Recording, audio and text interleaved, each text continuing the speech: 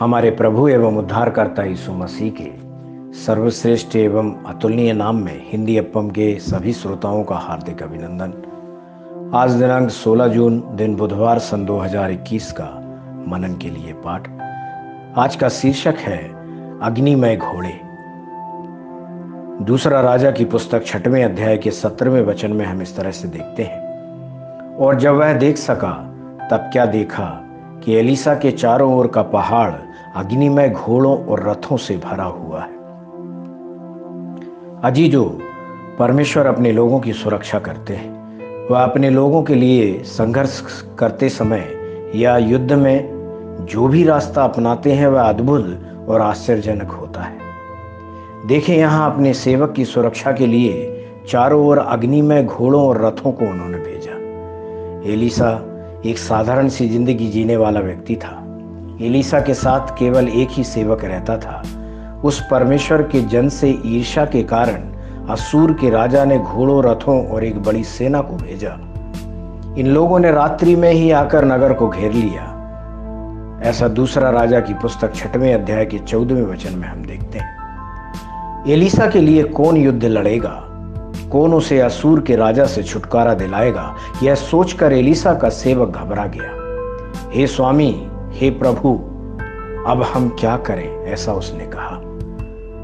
उसके लिए एलीसा ने क्या उत्तर दिया जानते हैं? मत डर, क्योंकि जो हमारी ओर हैं वह उनसे अधिक हैं जो उनकी ओर है। जी हाँ, एलीसा की आत्मिक आंखें थीं। उन्हीं आंखों से उसने परमेश्वर के द्वारा उसकी मदद के लिए भेजी गई सेना को देखा, इसलिए उसका हृदय व्याकुल नहीं हुआ। परमेश्वर आपकी मदद के लिए कितने कार्य को कर रहे हैं देखें।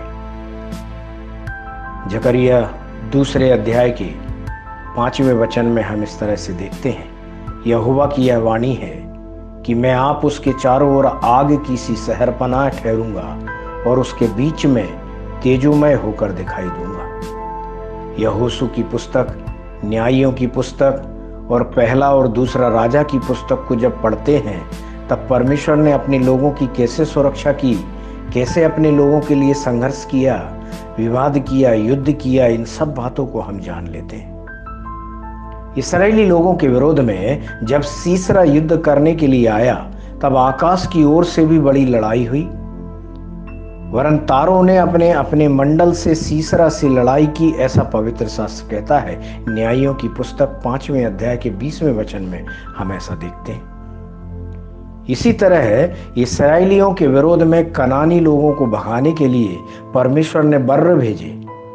हजारों की संख्या में बर्रों ने आकर उनका पीछा किया, उन्होंने कनानियों को भगा दिया। निर्गमन की पुस्तक 23वें अध्याय के 28वें वचन में और व्यवस्था विवरण 7वें अध्याय के 20वें वचन में भी हम ऐसा देखते हैं। इस्राएलियों का जब मिस्री लोग पीछा कर रहे थे, परमेश्वर ने अग्नि स्तंभ को दोनों के बीच में रखा। मिस्रियों के लिए वह मेघ और अंधकार के समान था, इस्राएलियों के लिए उसने रात को उजाले में बदल दिया। निर्गमन 14वें अध्याय के 20वें वचन में हम ऐसा देखते हैं। परमेश्वर के प्रिय बच्चों, परमेश्वर आपकी सुरक्षा करते हैं, वह आपके ऊपर अधिक चिंता करते हैं।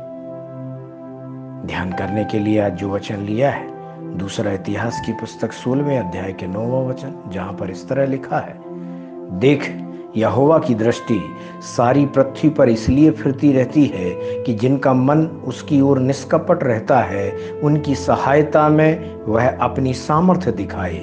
तूने यह काम मूर्खता से किया है, इसलिए अब से तू लड़ाइयों में फंसा रहेगा। परमेश्वर के इन वचनों के सुनने पर, पढ़ने पर, मनन करके इनके अनुसार अपने जीवन को जीने पर परमेश्वर आपको बहुतायत से आशीष देवे। आमीन।